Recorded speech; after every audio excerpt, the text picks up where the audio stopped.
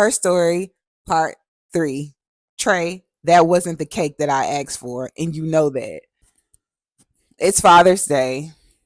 We wake up this year, and he's home. We cook breakfast as we would normally do. It was looking like a great morning. I allowed the kids to make some star cake pancakes. There's to him. He enjoyed his breakfast. I got the kids ready. We left. We went out to go to look for cakes. So me and Stanley have been shopping around all week. Like we were going to different places, and he kept mentioning that he wanted a Baskin Robbins ice cream cake. So I was like, okay, I know what to get him for Father's Day. I'm just going to get him a Baskin Robbins Father's Day cake. But it was Sunday, of course, Father's Day morning, and I got the kids ready. We got dressed and we were headed to Baskin Robbins.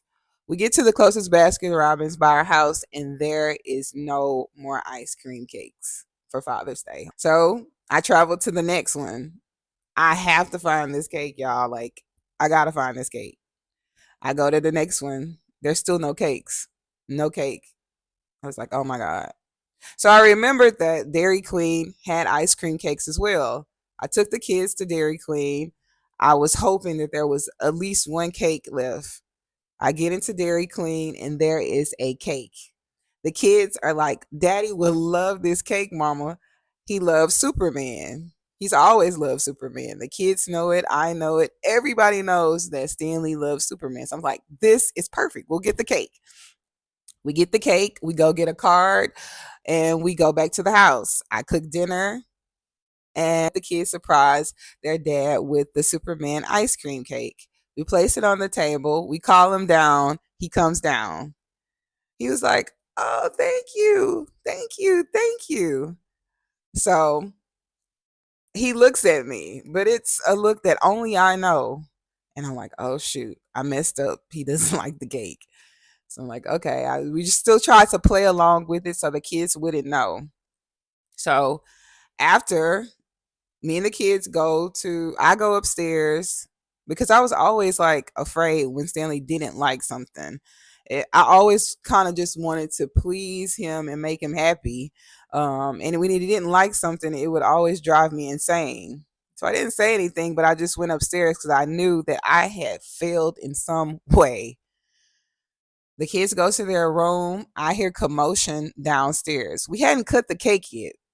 So I'm like, oh Lord, he is pissed because I was used to those sounds.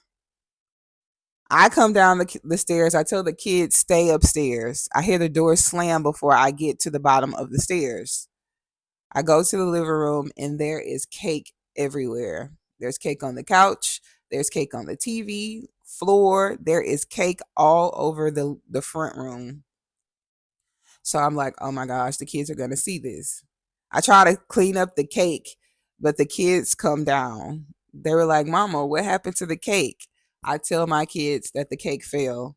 And they was like, oh, because we thought Daddy didn't like the cake. At this point,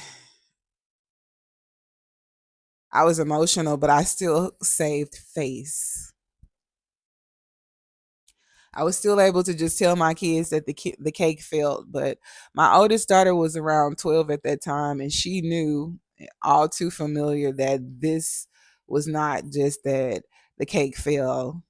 She could see that the cake was all over the place, and that Daddy had obviously thrown the cake. I just cleaned the cake up.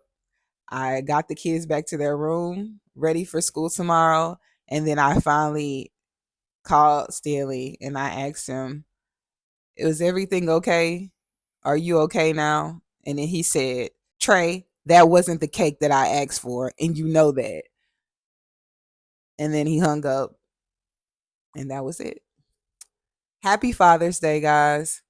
I pray that your Father's Day will never see this day like this or any of the days that I've talked about over the last few days. I pray that there's love in your home. I pray that every father that is in their children's lives, and even if you're going through some type of hardship in this way, that you go get help for it. because the things that you do to your kids today will affect them in the long run. Love your family, love God first, put God first, and hug your babies and try to be the best father that you possibly can. And if you can't be that best father, go seek help for it. Happy Father's Day, guys.